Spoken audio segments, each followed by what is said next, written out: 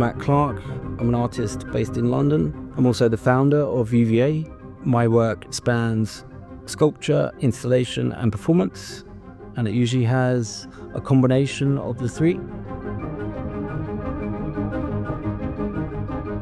It's a real honour to be invited to create this year's projection artwork for the facade, particularly as it marks 100 years since Gaudi's passing.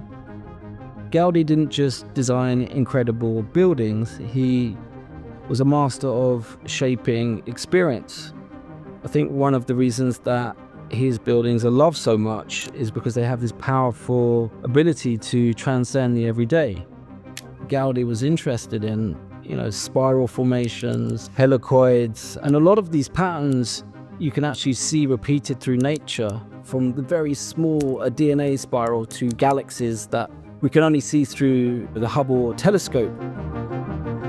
My first experience of Casa Batlló was one of a body. The interior spaces are very organic. There's no straight lines or hard corners. And I thought it would be interesting to translate this idea and activate the building as a performer and explore this human body building relationship in a new kind of way.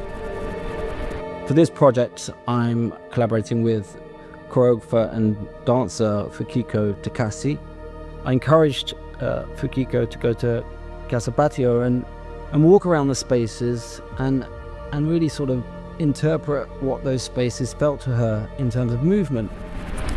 I'm Fukiko Takase. I'm a dance artist from Japan, based in London. I'm taking inspiration and expressing it with my body, and that goes back to the buildings. It's incredibly imaginative. I couldn't believe building like that exists and people used to live there. I mean, it's magical. I've worked on many kind of contemporary dance and ballet projects in the past, but usually where I'm designing around the choreography.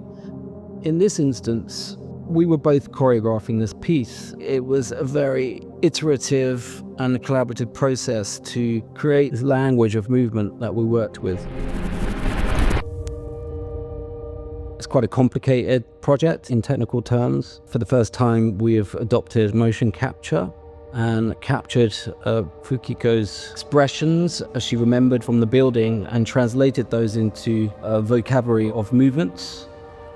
The term for the technology we use is photogrammetry. So we have 150 different cameras that all go off at once, take images of a person all around their body, and then software that generates 3D data from those images. Our MOCAP equipment is based off of infrared technology. We have a ring of cameras permanently installed.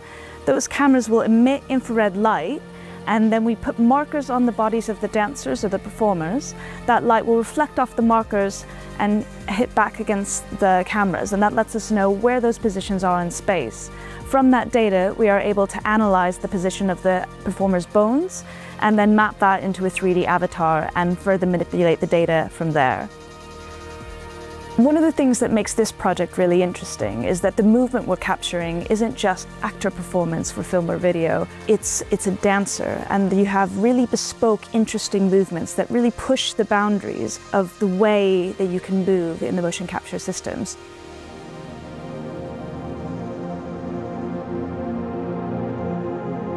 Once we constructed all the different elements of sound and movement, the challenge was then to turn this into a kind of visual piece of music that interacts with the building. My name is Daniel J. Thibaut.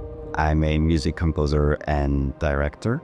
My aim ultimately was to let the Casa Batlló find its own voice that could be able to create connections between Gaudi's work and the compositional language. We can take inspiration from geometry and his vision as well, and like the way he translates nature forces into architecture.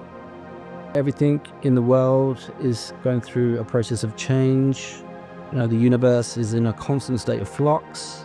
Some of the change we can see, some of this change we can feel, but most of it is imperceivable to us as human beings. And in many ways, this work is a reflection of that, and also a kind of meditation on the endless cycles of creation, destruction, and renewal, those kind of rhythms that connect us all.